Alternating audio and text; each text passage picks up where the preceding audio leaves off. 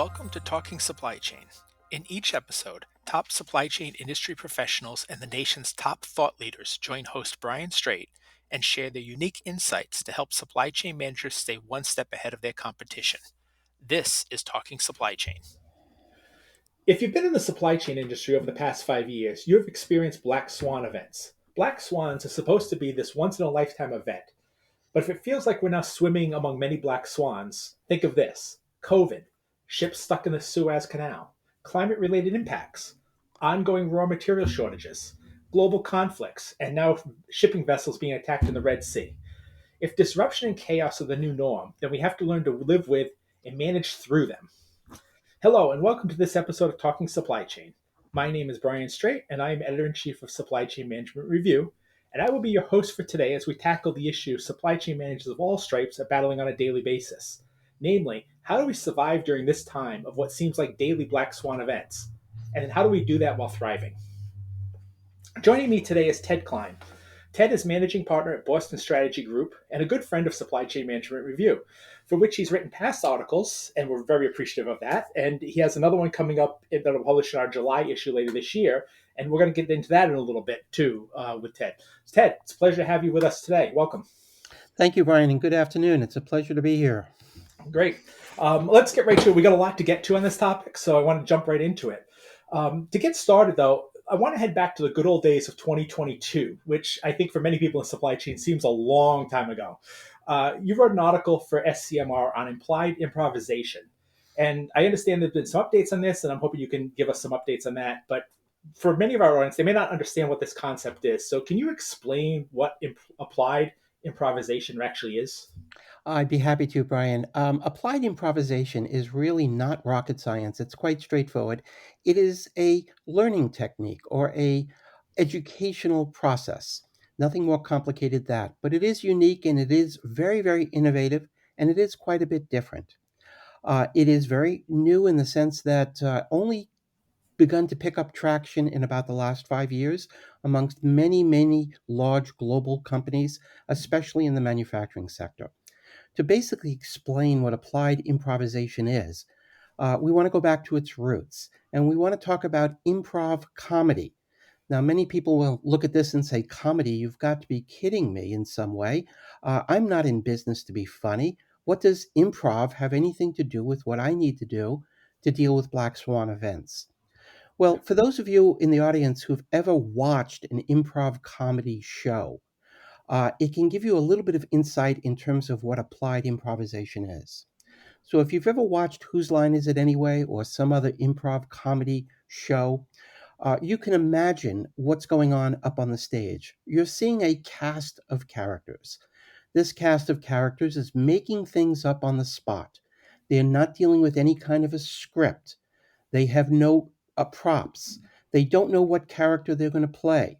But nonetheless, they put together a very comprehensive story, especially when it's done well, that can be very engaging and fun for the audience to watch. Now, if you look at that cast, you might say, what are they doing? Well, they're listening very carefully to each other. They're collaborating. Their communication between each other is very specialized and effective. They are creating things on the spot. They are very self aware of what they're saying and what everyone else is saying. And in many ways, they're leading the audience through a made up story.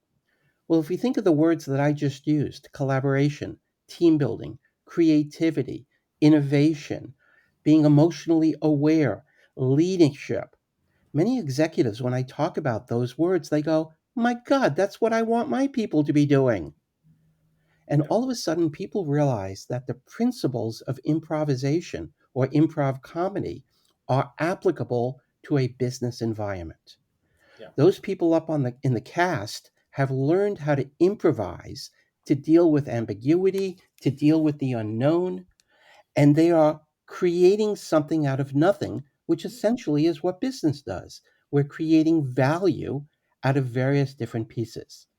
So, improv comedy is one side of this. It's the idea of how do you speak and be authentic in the moment.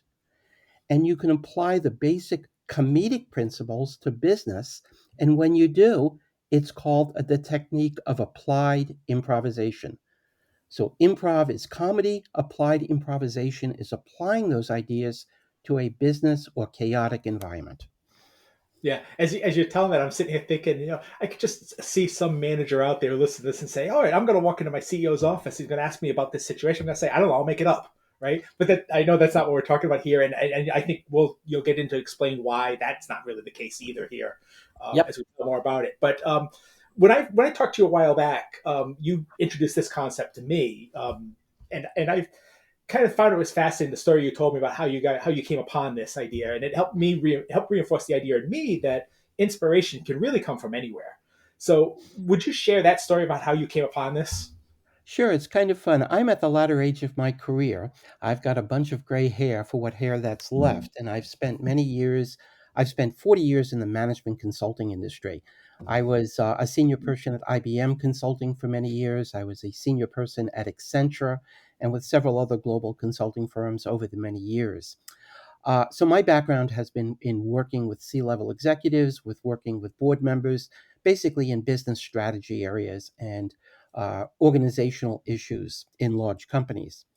I had some time a few years ago, and I've always had a quirky sense of humor, and I decided I wanted to become a stand-up comedian. I looked around the Boston area where I reside. I could not find a class in stand-up comedy, but I saw that it was a class in improvisation, and this was comedy improvisation. And I said, what the heck? I'm going to take this class. So I show up for this improvisation comedy class. All of the other students were very young in their 20s, essentially Gen Zs. I'm a boomer. I stood out like a sore thumb. People basically said, "What's grandpa doing in this class?" Um, but I've always had this kind of quirky sense of humor. I've done a lot of presentations around the globe in my career. I've been a faculty member at some major institutions, so I'm comfortable speaking. I'm comfortable in getting up in front of a group. Once we started this improv class, by the time it was over, the first class of 2 hours, I said to the instructor, I said, wait a minute, this has nothing to do with improv. This is all good leadership techniques. These are management techniques that you're teaching us. How do we lead? How do we be emotionally aware? How do we create? How do we collaborate? How do we communicate effectively? And the instructor shrugged and said, I guess so.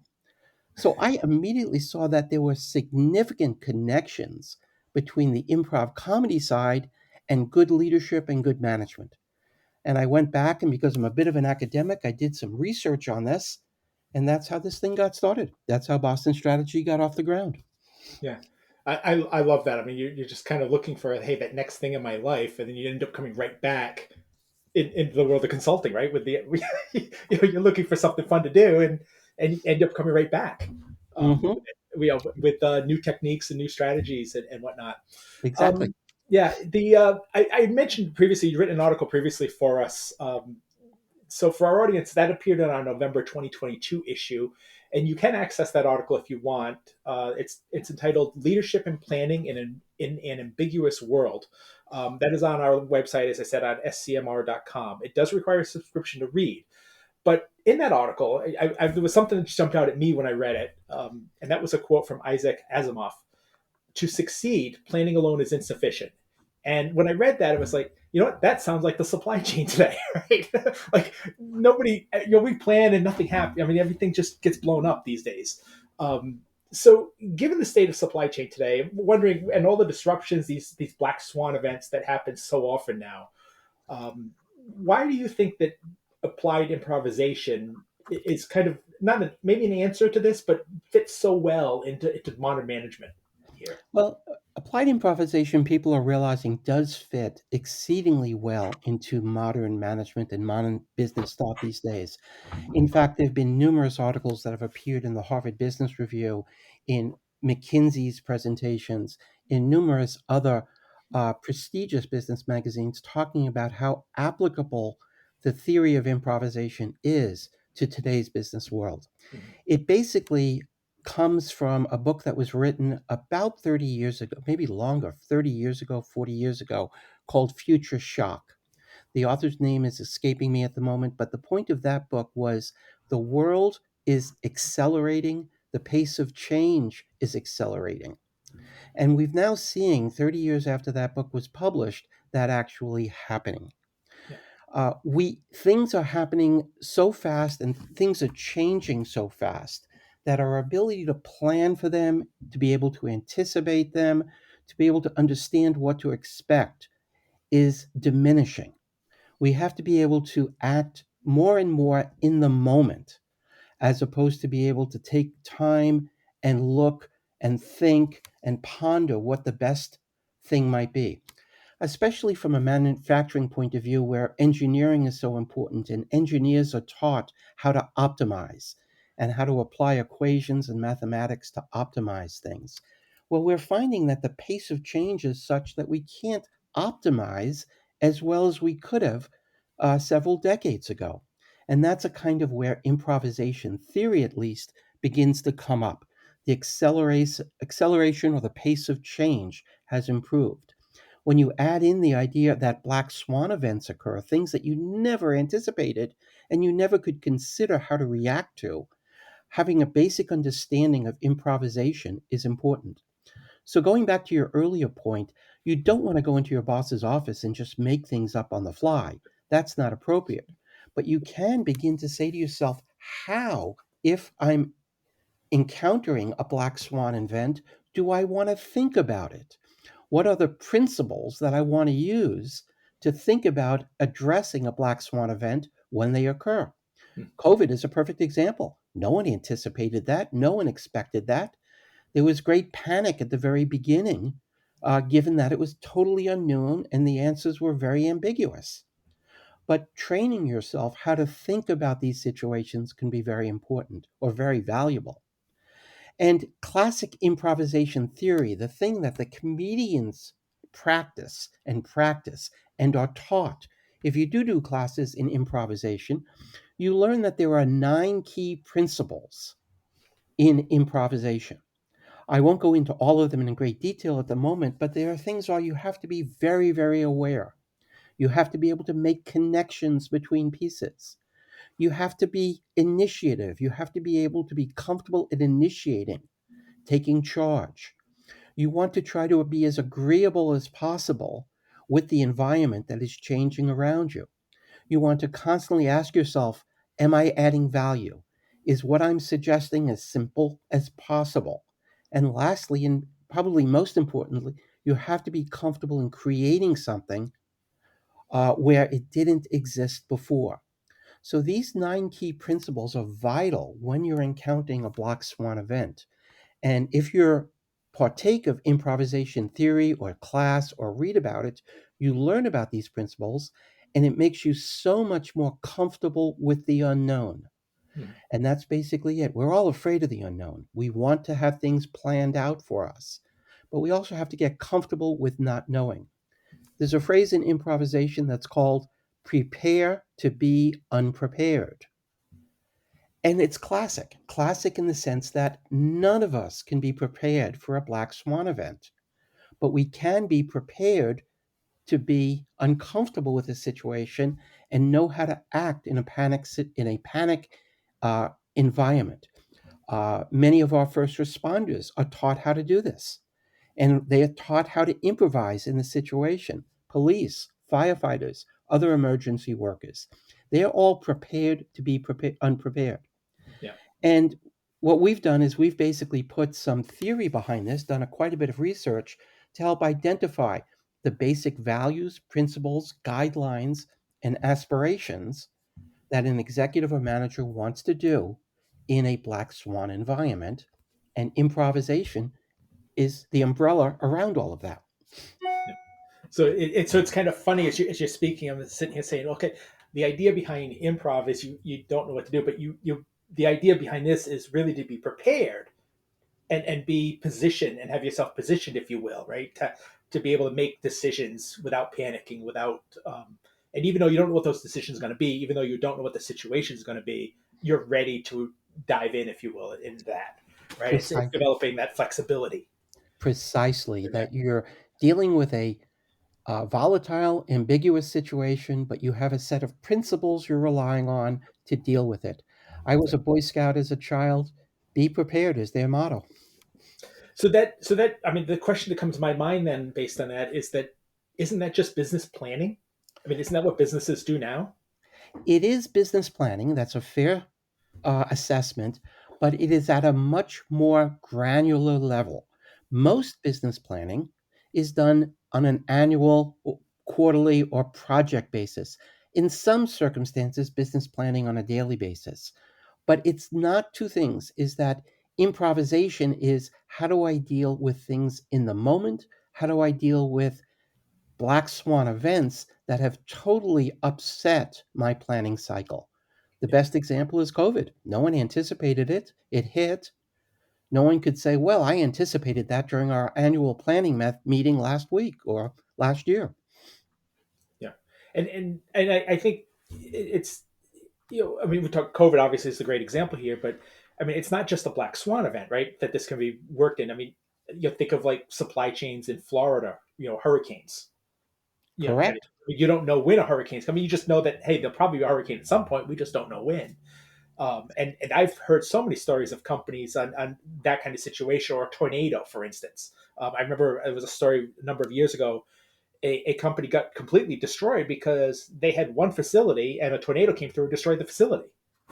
And Exactly. the company had no idea. I mean, they didn't have any other way to do it. I mean, everything was in that facility. They had no, and so it's planning for these kind of things that happen. And it's not just the COVID related um, things that we're dealing with here. It's these kind of unplanned, unknown issues that pop up on a regular basis. Precisely. For other examples, you're mentioning environmental issues, but you have technical changes that occur. Suddenly, you find out that your system has been hacked.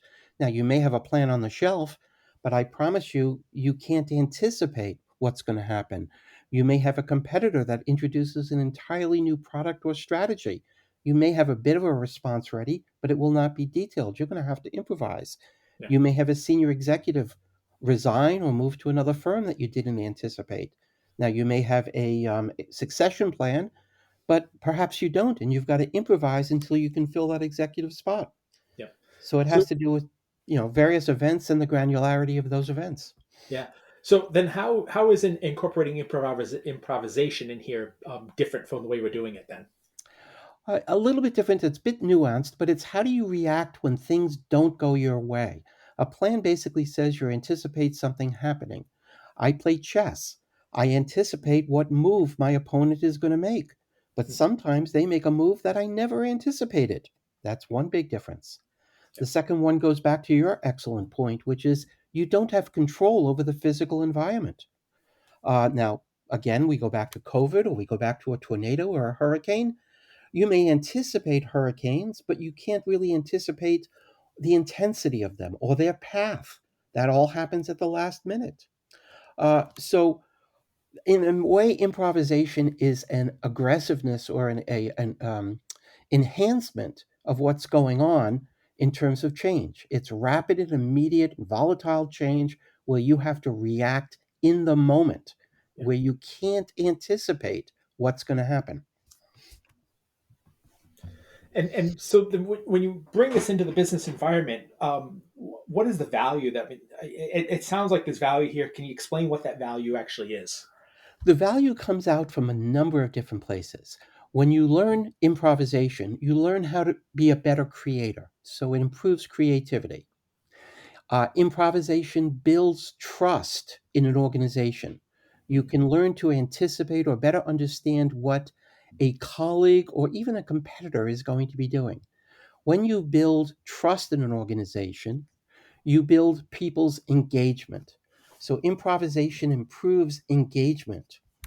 When you improve engagement, you can improve productivity. When you improve productivity, you can also improve profitability.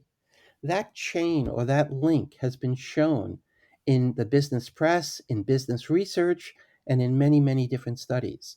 So, improvisation can, on the one hand, improve trust, which improves engagement, which improves productivity, which then improves profitability. Yeah, From a second point of view, improvisation can improve leadership capability, it can improve communications capability, it can improve collaboration, It can improve awareness and authenticity. So it improves a number of management capabilities and competencies, which can reduce errors and can increase profits. Yeah. So I mean, this. I mean, look, this sounds great to me as I'm sitting here listening to it. But I think there's probably some people out there listening and saying, "Well, that's great, but I don't have time to send my staff to an improv class." Right? So, I mean, how do you, as a leader, do you develop the skill sets to apply this? Is it just simply a mindset that you have to think about? Is it something that needs to be taught that can be the leaders can learn and understand? And how, who does this apply to? Who needs to know this? I mean, is it the professional staff? Is it the workers, the management, executives? I mean, where does this need to be implemented within the company, if you will? Brian, I'm reminded of an old phrase. If you consider the cost of what education costs, what about considering the cost of not educating people? Mm-hmm. So it's a little bit serving, but most executives are on a lifelong quest for self improvement and for continuing to learn new things. So, for those clients of ours who say, I don't have the time, I say, okay, well, what are your possible losses for not having the time to at least explore this? Secondly, many clients who actually have done this or people who do it are amazed at the improvements they see and dive in much, much more deeply. Mm-hmm. If truly don't have the time or the situation is such, reading about it, learning about it, it is a perspective, it is a philosophy, it is a mindset. The skills are learnable. And I would say 4 out of 5 of the executives who do learn this or who do support this see very clear benefits. There's a very clear business value proposition that they get. In terms of its applicability, uh, I would say it is probably most applicable to the newer generation that are entering the workforce today. Mm-hmm. Executives, it certainly is applicable. Management, it's applicable to. But there's a gentleman by the name of Joseph Owen, Aoun, who is the president of Northeastern University in Boston. And he wrote a wonderful book called Robot Proof, which talks about how to prepare people for the workforce of the future. And he makes a point, a superb point, that executives today, managers today, are all saying a similar thing. They are saying that the universities today are doing a superb job of teaching graduates about technology. They are very technology astute when they graduate. They are very analytical and they understand how to manipulate data when they graduate the university.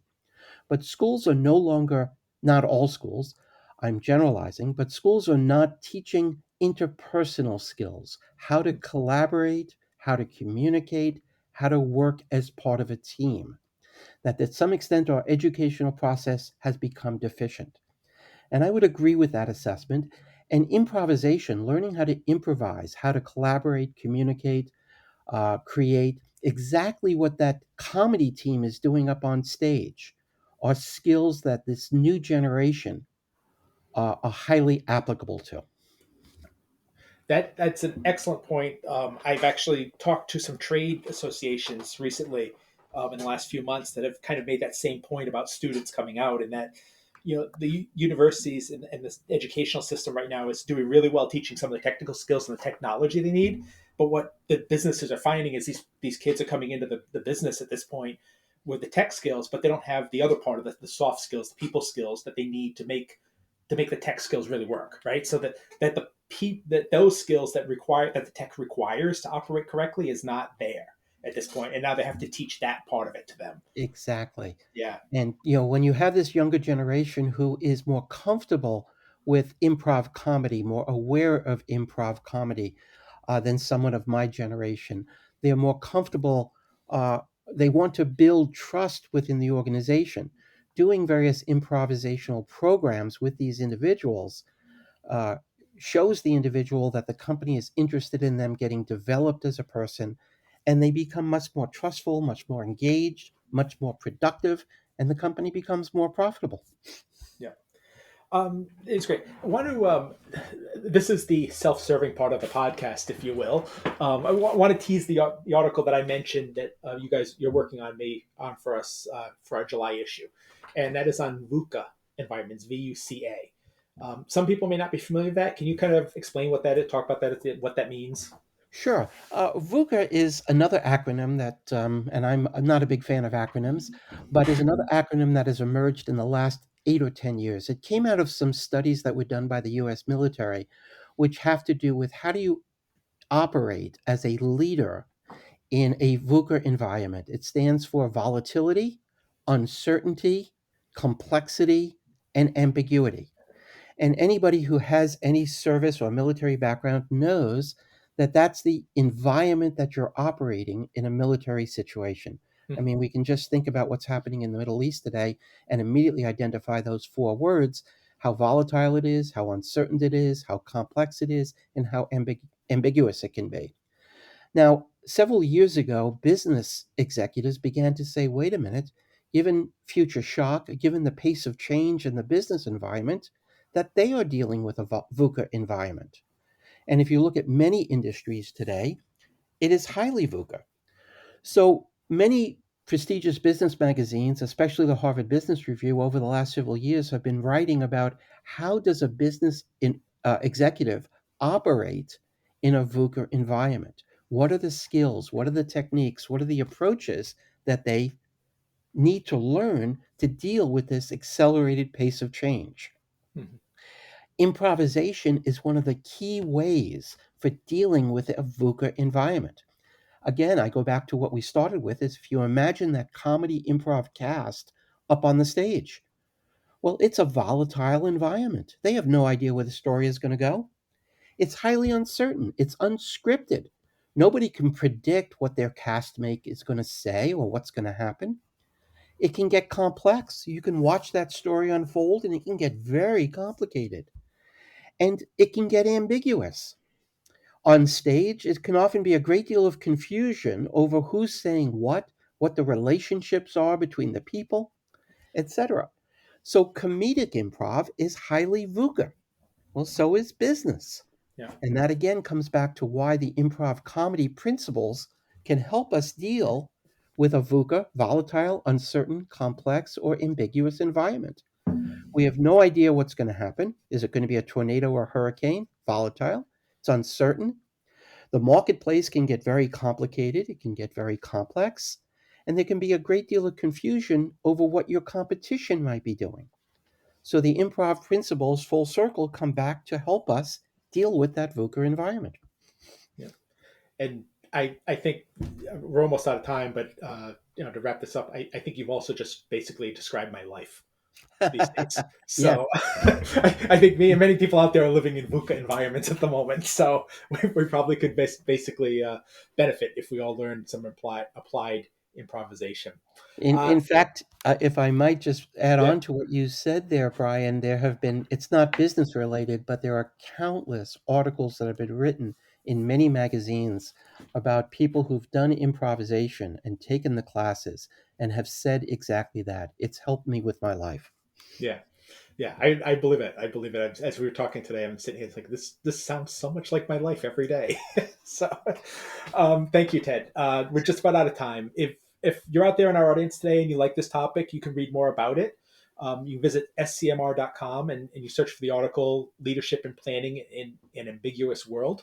It does require a subscription, but if you subscribe, obviously you can sign up on this. You can sign up on the site to subscribe if you want. You can get access to that and other great content from thought leaders like Ted, and as well as exclusive commentary that we run in our publication from MIT, the Association for Supply Chain Management, and many more. And you will also have access to the upcoming article on VUCA that Ted is writing for us in July. I'm sure it'll be just as good as the previous one, so don't miss that. Ted, for those out in the audience today that maybe they don't have a subscription to our site and they want to learn more, how might they get in touch with you? Brian, as always, it's easy to get a hold of me either on LinkedIn, our website at www.bostonstrategygroup.com. And if anyone wanted to drop me, I'd welcome an email. It's at theodore.klein at spelled out bostonstrategygroup.com. Great. Thank you, Ted. Thank you again. I appreciate it. Fascinating topic. Hope maybe we can do it again later this year when the next article comes out and we can kind of update this later in the year.